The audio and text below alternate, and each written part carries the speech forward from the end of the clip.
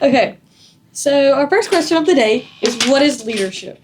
So I think leadership is basically, it's not what people think you, like, it's not about somebody really being the boss or, like, you being in charge. Like, yeah, it's a part of it. But, like, being, like, leadership is, like, just being able to, like, have an impact on people and to be able to lead people throughout life and what they're going through and really just to help them in what you're doing in that situation. Yeah, and not, like, hold yourself up on a pedestal. Like, be a part of the community. Don't have a big ego. Yeah. Don't have a big like ego. Like a bunch of leaders. Don't be like that person. Be, like, down on everyone else. You are that person, but don't act like you're that person. Exactly. Be better than the person. Be mindful. But leadership is really, like, just how much you can help people and how much of an impact you can have on people.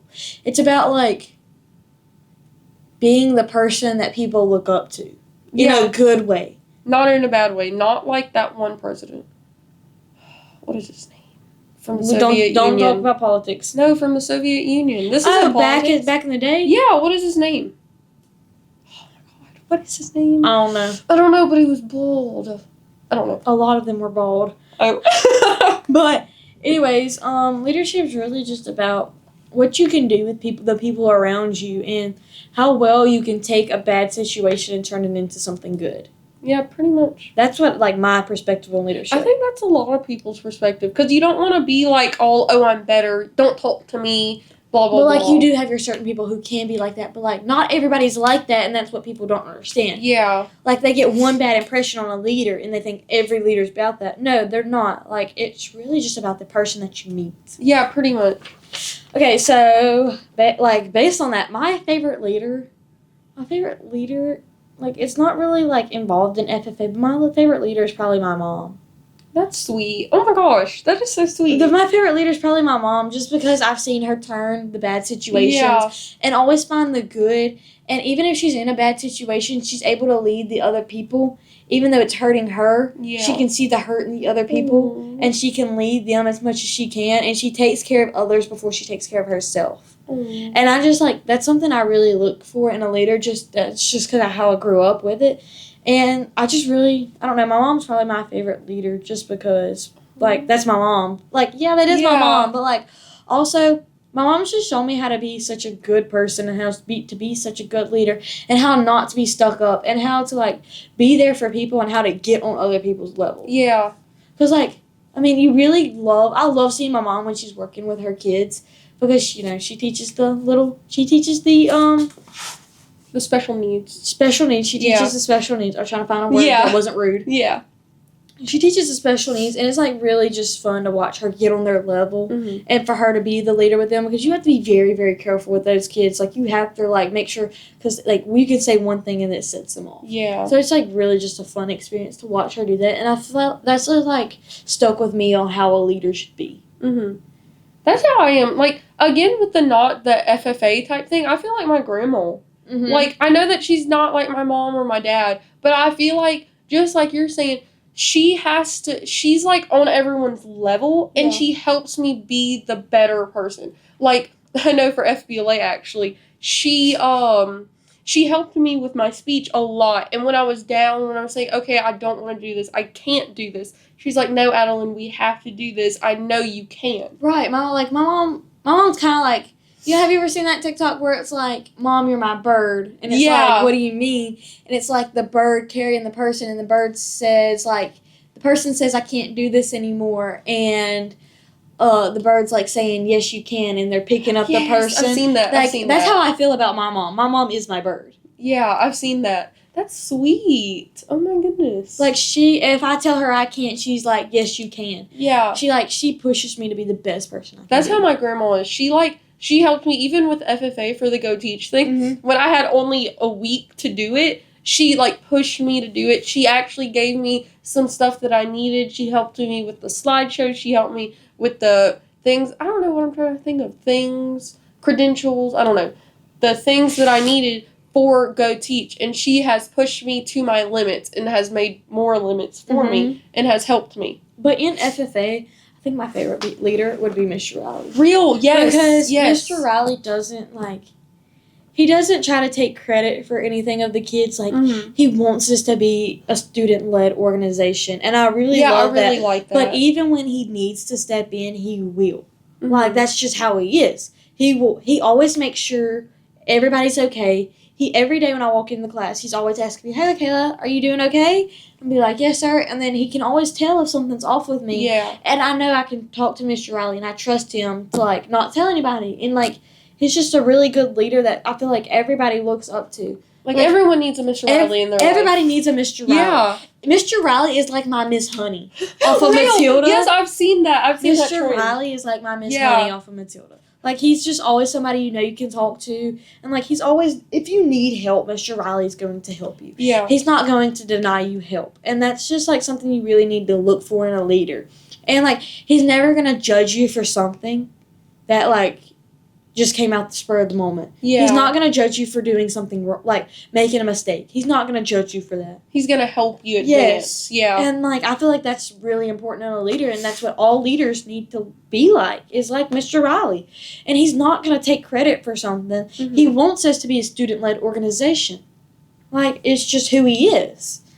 He does not want to be all about the FFA. He wants us to be the face of it, and I really love that. Yeah, I do too. I really like that. But speaking of, like, FFA and FFA people, what is FFA to you? That was such a good transition.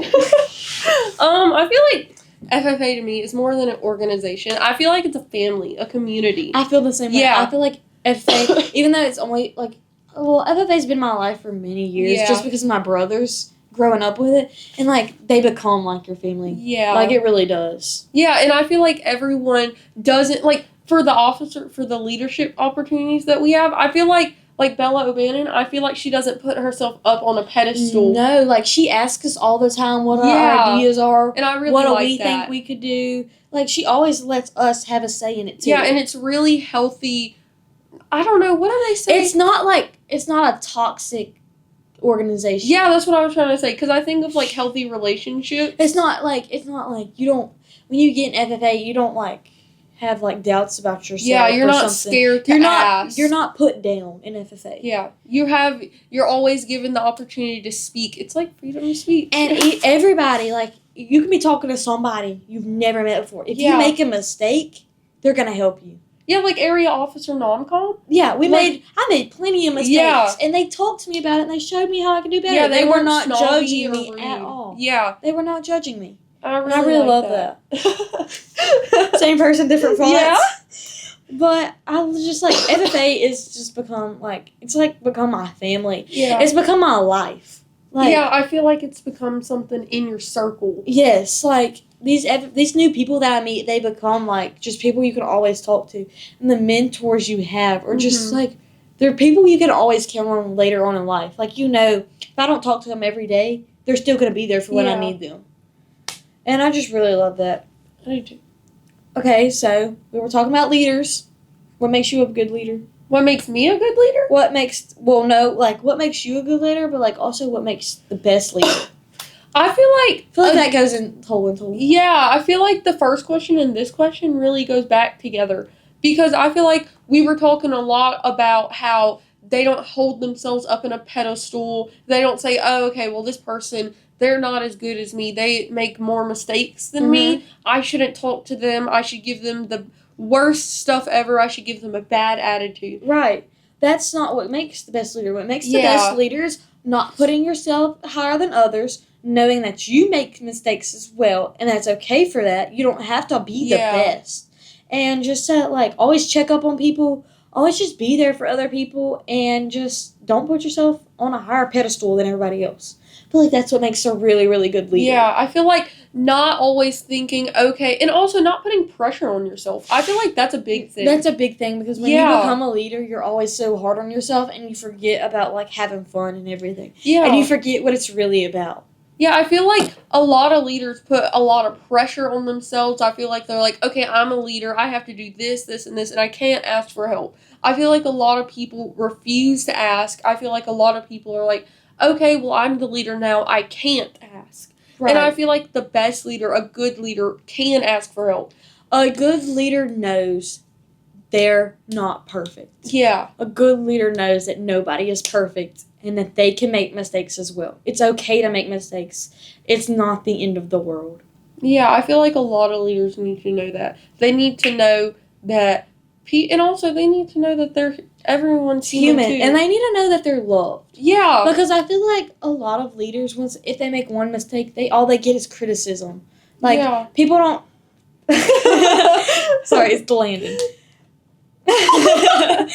People don't notice. People really don't, people notice the good that leaders do, but when they see something bad, it's, all over the internet. Everybody's talking about it. They put that person down. People need to remember that leaders can make mistakes, too. They're not perfect. Yeah, they should praise the good stuff that they do, but they should also help them with the bad stuff. Yeah, I feel like that's a big thing. And not put them thing. down, because all that's doing is making them feel worse about themselves. And it makes them put more pressure that they already have. Yeah, so being a good leader doesn't only depend on yourself, but also depends on the people around you. Yeah, I agree. And how well they help you be a leader. Yeah. That's my intake on that. Yeah, I agree. But, yeah. I guess that's all we got to talk about today. Yeah. Do we just, what do we do now? Well, we'll talk to y'all later. Yeah, bye. We love you, Mr. Riley. I feel like that's such a YouTube ending, you know?